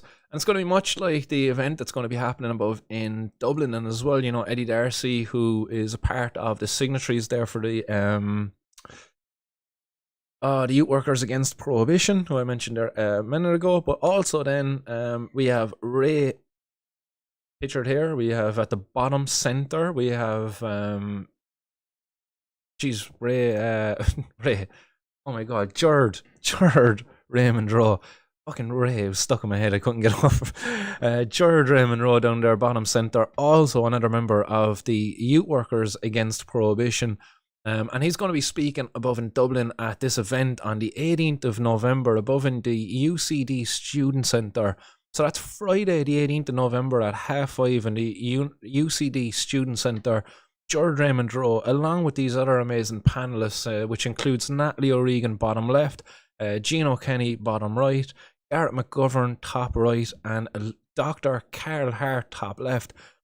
Three of these panelists have been, I've been incredibly lucky to have three of these panelists as guests, and hopefully someday I'll get the other two, but I've, as you might know out there, and if you don't know, guys, check them out. Garrett McGovern, George Rowe, and Natalie O'Regan have all been guests on the podcast before and have been amazing contributors to the podcast. Big thank you gone out there to them as well for that in the past, and I look forward to chatting with them again on the podcast too in the future. The platform is always there for them to come on if they want to get any message out there. But I've also had the pleasure of meeting Gino Kenny on a number of occasions. The man's a really nice guy and has a lot to say on why the war on drugs has failed. So I've no doubt that this is going to be an incredibly informative event with even just those four panelists. But then Dr. Carl Hart at the end there, you know, it's an amazing cherry on top. The guy is got some amazing credentials, very well published. He's a neuroscientist. Has done extensive work on drugs and has come out as a drug user himself, heroin being his drug of choice, which is very interesting. You don't meet too many recreational heroin users who will openly talk about this, but also who are quite distinguished members of society in terms of, like, you know, got PhDs and a crazy amount of published papers and like giving talks all across the world, published books. So he's a real fucking shining star out there within the drug policy activist world, because he's a really unique individual. And yeah, as I said, it's going to be an incredibly informative event. If you're above there in Dublin, guys, I would definitely be making sure that my schedule would be clear at 5:30 on Friday, the 18th of November, to get over to this event. I'm certainly going to be making every effort to get up there myself. Traveling to Dublin's a bit of a pain in the arse. Only done it there the other day. But I might try to do it again for this event, as I'd love to get up there and just bump into these guys again and maybe have an opportunity to have a chat with Carl Hart as well on the camera and get him on for the podcast as well, maybe. I think it would be worth the effort to get up there just for that alone. Again, as I said, get Gino on here as well, the other panelist who I have not had on as a guest on the podcast yet. But I will have him on some stage soon anyway, hopefully. Very yeah, so a great collection of people. And yeah, you go over there to the Eventbrite. You don't need tickets to this event, apparently. So that's what Gino says here. So I was really looking forward to hosting this discussion next week. For this particular meeting, you don't need a ticket. There you go, guys. Although he does share the link there for the Eventbrite because it's Marxism weekend or something like that. Marxism 2022, calling time on capitalism. That's the name of the evening or the weekend event, but that's just an event within it then. Why the war on drugs has failed.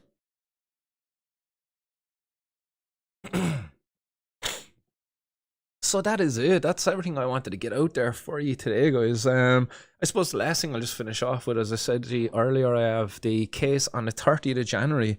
But I forgot to mention, I've also got a case on the 22nd then as well of this month, which is in another 12 days. So in 12 days' time, I myself will be up before the courts here in Cork, arguing my case that my use of cannabis, my protest on cannabis was because it violates my constitutional rights, and I'll be putting that argument forward as to how it does and why it does. And I hope that's going to be yeah, it's going to be, what would you say, I hope the jury agrees with me if I get a jury. I don't know if I'm going to have a jury. I think it's just going to be a judge initially, and then I get to appeal it and go before a jury. So we see what happens. Hopefully they agree with my argument that I put forward, and maybe I can get things changed there, but I do think I have to get to the High Court in order to set a precedent, in order to get changes. But I don't know. I think I can put forward a judicial review as well, on any finding against me that it's too harsh and it was unjust and whatever the case may be. So, as I say, it's not over till the fat lady sings, and I don't hear any lady singing. Oh, silence, crickets. So we continue to fight. We'll continue to fight, and we will win. There will be a day that comes, and we're going to come on here and we're going to fucking pack this bowl, and it won't be a bowl of civil disobedience. It's going to be a bowl of celebration. He says as he struggles to get the bowl out of the bong. But I look forward to that day. So in saying that, we'll pack up one more bowl of civil disobedience, which you will get your comments into the hot box, and we'll read out your comments, get your shout outs in there as well if you want. And guys, for the people who are still there, don't go just yet. Don't go just yet. Who wants to win a monkey pipe? Huh? We got a lot of these lovely, lovely monkey pipes to give away. So anybody out there want to win one? Huh? I'm going to give away the two lucky people out there right now. So who wants to win one? So let me pack up this bowl and I'll tell you how you can win one. Oh, I might need more weed for that.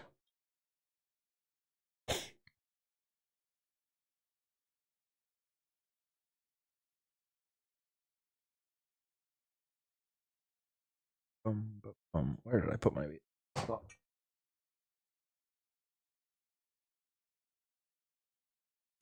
So people out there, if you want to win a pipe?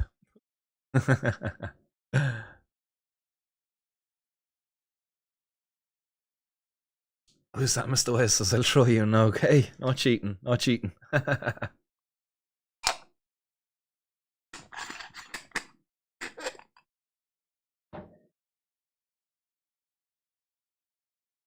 Nice, just had to refresh the chat there on my Streamlabs thing. It just seems to be going through slowly.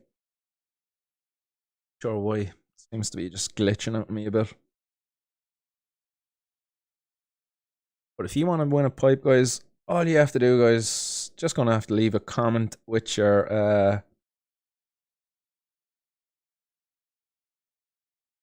yeah, we'll oh, what can we put in the comments?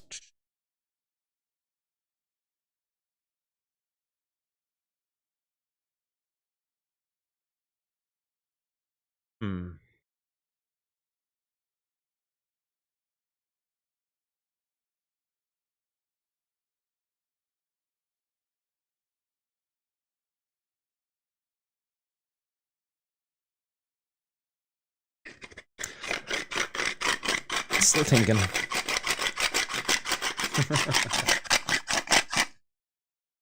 So if you want to win a monkey pipe, all you gotta do is just comment monkey pipe. Hashtag monkey pipe. Make sure you get the hashtag in there. I want to see a hashtag monkey pipe flying up across the screen. You'll get a wheel of fortune open up here then.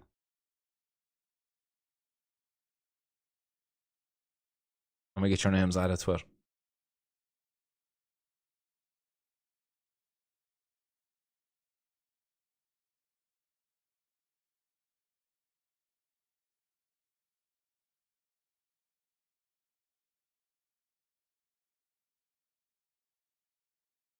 Boom. See names flying in yet. Got one person over on Facebook, 23 over on YouTube anyway. Oh yes, I see the hashtag monkey pipes coming in there now. Alright, let's put this to a new window. Let's open up my wheel of fortune. So I don't see anything coming in from anybody over on Facebook anyway, just yet. If you are, apologies, I don't see it coming through my Streamlabs. Oh wait, there we go, Streamlabs. Just, you see all of that stuff coming up, guys. You're after breaking the chat box.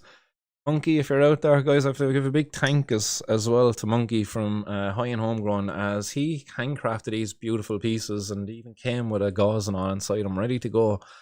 And a big shout out to Elijah as well, who quality tested these, made sure that they were durable and rugged and rigid. So they're certainly able to be thrown around a little bit. But it's up to you to test them on the herbs of choice. Right, so let's get going. Keith. H, you're in there, Keith. We have Dreamer. 77. CG, hashtag big dong.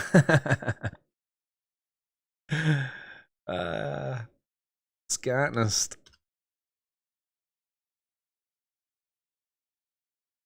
Excellent. Billy Bonds is in there.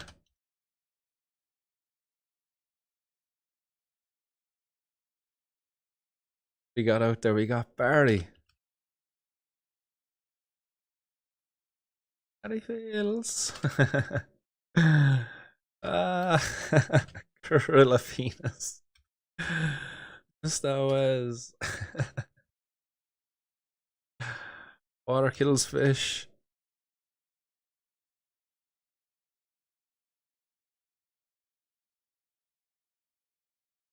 Big lawn. DB Woodcraft.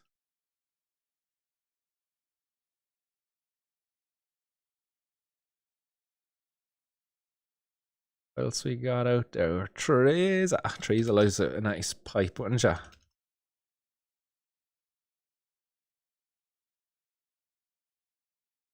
Anybody else? Boom, boom. On Monkeypox. MB Sanchez. Pre-tested and approved by the little one.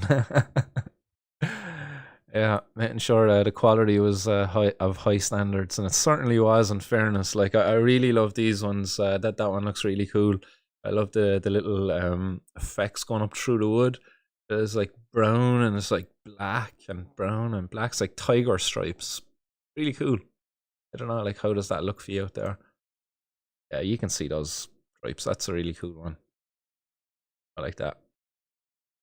These wood ones as well are really cool. Little grain going up through them. There we go.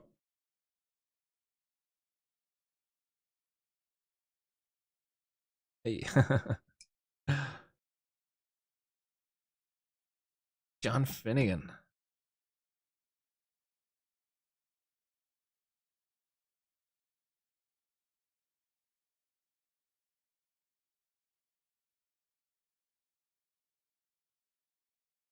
Johnny boy. Who else is getting in there? Constant. Mr. CG. Constant. Gardner.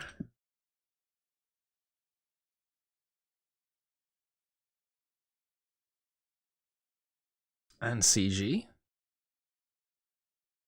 To be careful there, we have Constant Gardner and CG. Is that Constant Gardner over on his other account?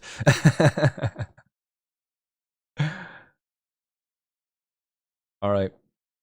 You have another couple of seconds, guys. I'm gonna finish off grinding this here, and then I'm gonna finish off packing my bowl. We'll blaze that bowl, and then that's gonna be the cutoff point. We'll spin this wheel of fortune. Pop up the wheel of fortune. I think you should be able to see it here if I pop it up.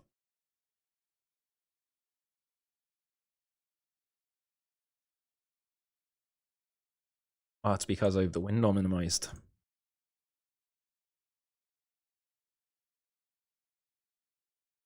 There we go. I'm learning, guys. I'm getting better at this streaming stuff, aren't I?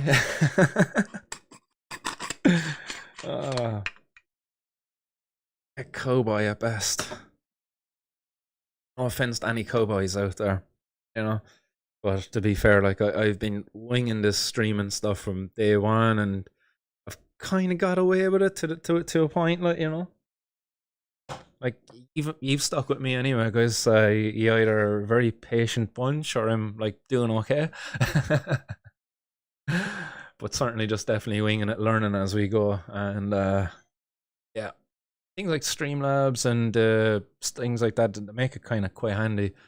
like just drag and drop stuff and oh jeez, if I was having to write my own CSS codes and all of that stuff, I would be screwed. Hashtag huge grinder. Certainly big, alright, isn't it? I kind of tested it. You can get like up to about a 5 to 7 grams in there. If you stick 7 grams in there, it's gonna break your balls trying to grind it. But like, it'll do a 50 bag and not a bother. Like 3.5 grams, stick it in there and eat it up. But I find like about a gram is about enough.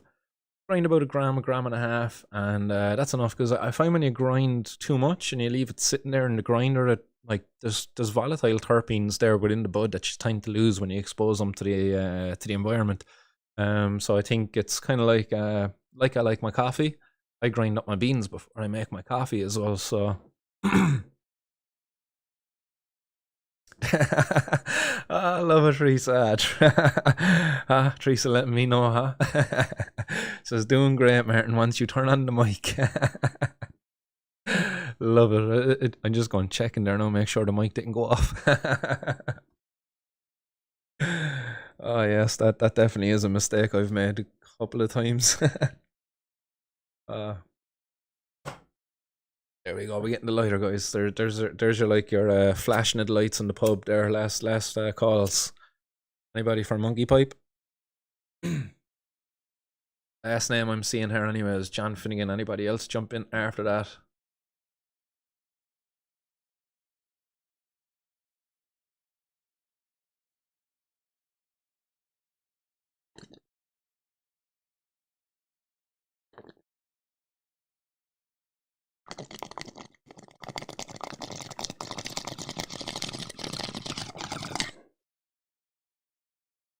Mooney. Yo, do you want to win a monkey pipe? Hashtag monkey pipe if you want. Quick B Mooney, hashtag monkey pipe. Come on, B Mooney, I'll give you another couple of seconds. I think I have a little bit of smoke here to clear. I think B Mooney said the monkey pipe there, yeah. We'll get you in there, Mooney.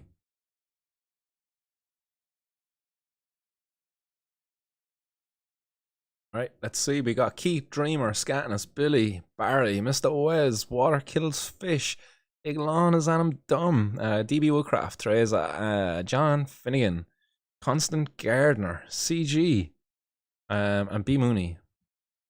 Oh, we forgot your order. Tisa. It's like a little 3-year-old calling you Tisa. Don't have their R's yet. Scoozy. Monkey pipe all day, go on, B Mooney. Nice, bro, you're right.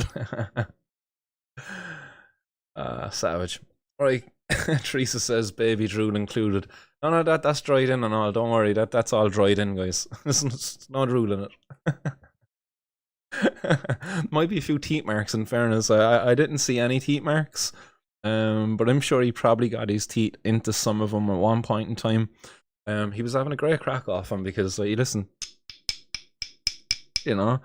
So he loved putting them in and out of the boxes. And guess what he got for his birthday? A big box of wooden blocks. And he loves them. He loves these wooden blocks. So he'd be in there just putting them into the box, emptying them out of the box, throwing them around the place. As soon as I go in and try to play with them and stack them up, it's like, oh, you're playing with my box, are you? I'm going to knock down your tower. So yeah, we has a great bit of crack there with the blocks. And it all became because of the wooden pipes. Alright, I have a bit of a shorter on my finger. Cut it today. Right, everybody in? Did I miss anybody? Anybody out there that I missed? I don't think I did. Yeah, everybody. I see nothing coming in from Facebook. Guys, Facebook, what's going on? 0 people over on Facebook. I have to end this multi-streaming thing and just stick with YouTube, I'd say.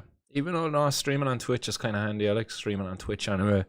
Trying to get 1 or 2 people jumping in over there as well, which is great. So here we go, guys. Best of luck to everybody out there, guys. Got a choice of 2 pipes. So winner, be ready to make your choice. I'll give you a choice, and runners up gets the leftover one.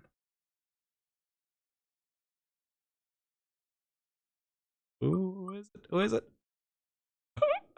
Mr. Finnegan! Yay! Oh, yeah.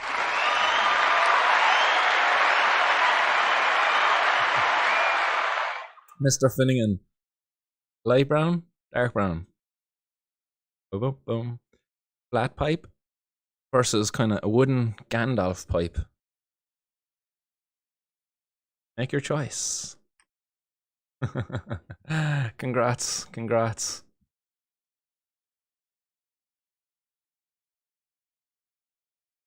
So let's remove Mr. Finnegan out of the equation there.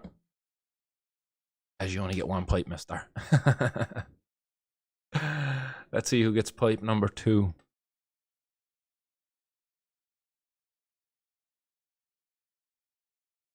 Bump, bump, bump, bump. Geet, geet, geet, geet. Oh!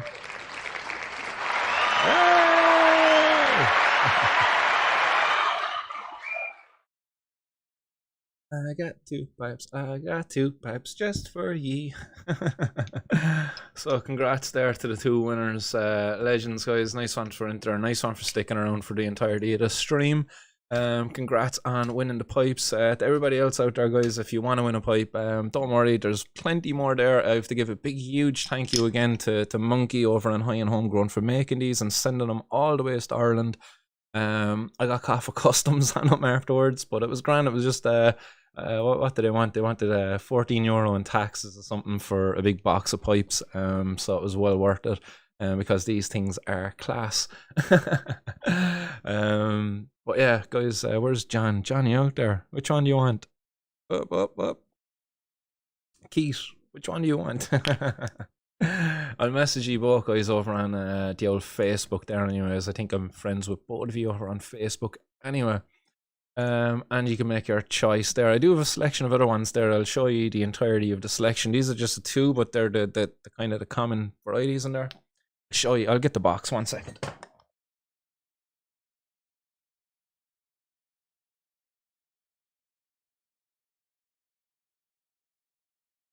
Just so other people know what's to be won in future shows.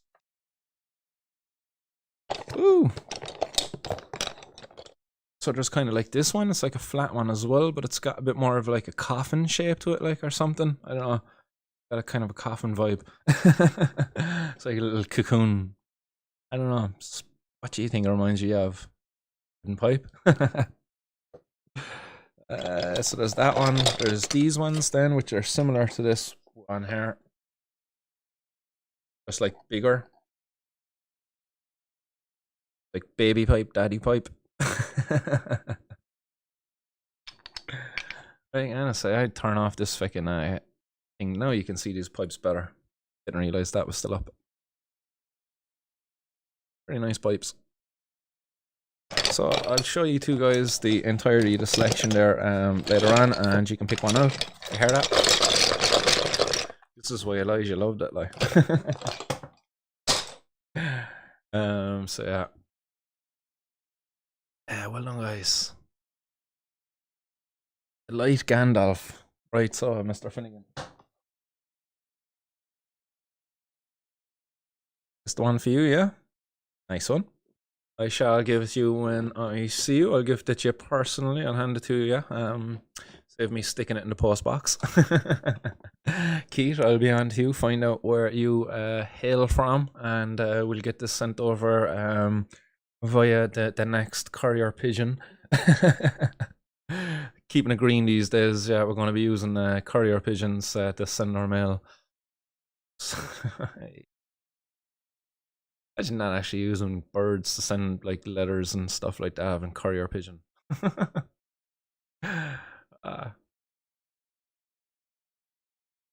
Shenanigans, says Billy Vans. Billy, there's plenty of pipes there anyway, and I'm sure you've probably won loads anyway over off a High and Homegrown. The boys are probably giving them out all the time, or maybe not. I don't know. If not, anyway, we'll definitely get you on some stage. As there's going to be plenty of opportunities for people to win one, and I'm sure if John Finnegan or Keith win one in any future shows, they might be like, give it to Billy. Yeah, hashtag teething pipes. Multi-uses, that's multi-use. Alright guys, I will love you all and leave you all, as it's been a great hour and 52 minutes on here streaming with you. I've enjoyed every minute of it anyway. It's great to find the time to get on here. But I have to go now. Gonna have to eat some food and gonna have to walk some dogs and entertain some kids and have a lovely evening for myself. And I hope you all have a lovely evening as well, guys. All you out there, guys. Stay blazed. Much love. Keep it. Peace. Hello. Billy Bond says that Martin's Heart Life 3 monkey jizz pipes. Well, you don't have a monkey baby drool pipe, do you? Yeah, yet. No? Catch you all later anyway, guys. Nice one, everybody, for the comments. Nice one, everybody, for the support. Big thanks to Emmy Sanchez as well. And to everybody else out there for staying with us to the end of the stream. Love you all, guys. Bye. Big bye. The long Irish goodbye.